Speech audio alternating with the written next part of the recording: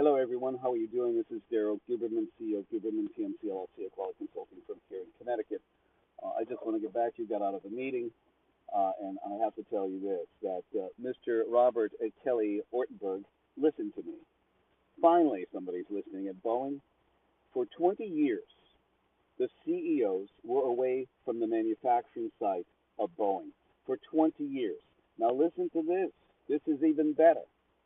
In 2001, right around September, right after 9/11, the whole aircraft industry went to pot per se because of 9/11.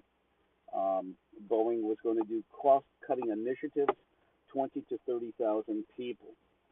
7 months later, in April of 2002, they worked it out. Boeing did with a company called Performance Review Institute, or PRI, for NADCAP certification for special processes. So this way, though they're getting rid of employees, they have a outsourced quality company, supposedly, issuing a certificate that Boeing demanded. You send in your special process for heat treat, welding, etc., and we'll accept it, and you're good to go. Just several months after that, in July of 2002, Boeing put out a supplier bulletin.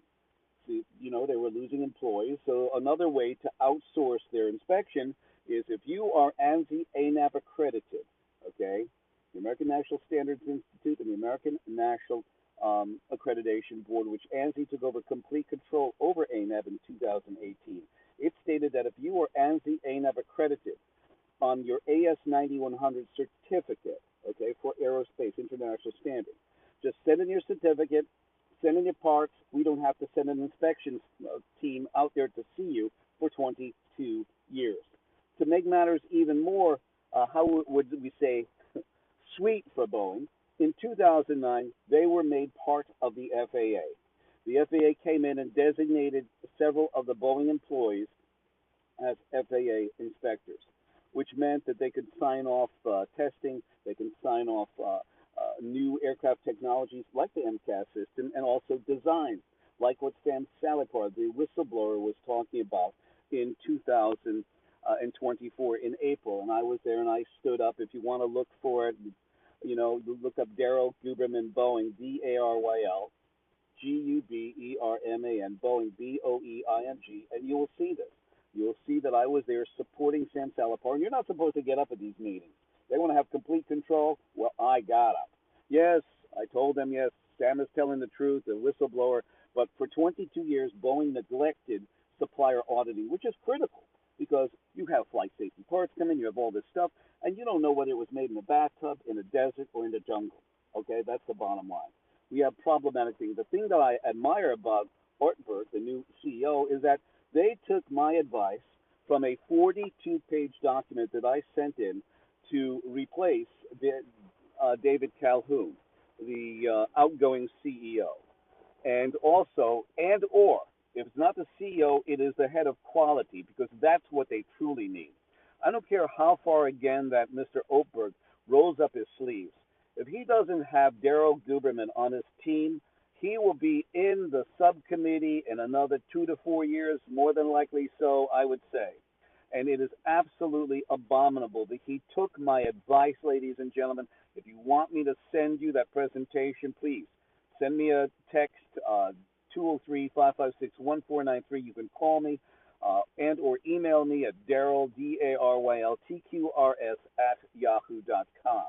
So he did take my advice. He's going back to where the planes are being manufactured, back to Washington State, where every CEO should have. But look what they did.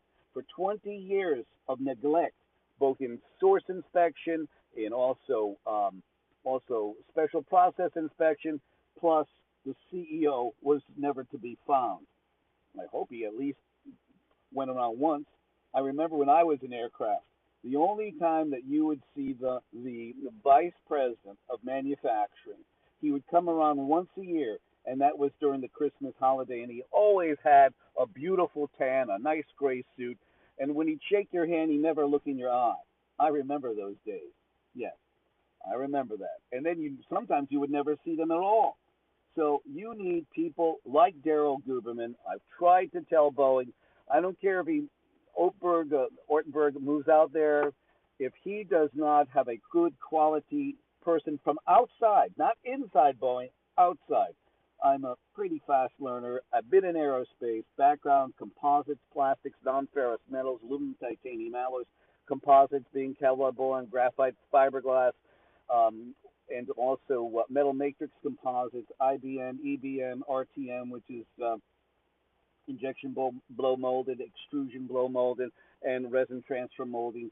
I've dealt in everything, ceramics, and that's what they need. They need a person hands on to designate and to go back to the CEO and say, look, Robert, we have this, this, and this going on. Let's get it fixed. Instead, this is what's happened. David Calhoun off-site, Dennis Muhlenberg off-site. They would never get the real information from the leadership. Even if they had a problem, how would you get it to them? To an email? Call them on the phone? At least they've listened to me, ladies and gentlemen. I'm proud of this moment that Mr. Robert Kelly Ortberg is going back to where he should be, but he definitely needs Daryl Guberman to muster up support for him on the floor.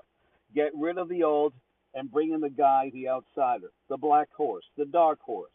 My telephone number again is 203-556-1493 or Daryl, DROL, TQRS at yahoo.com. This is going to be video one. We'll be doing another video later on today when we get back to our house and to our home office. We'll talk to you soon.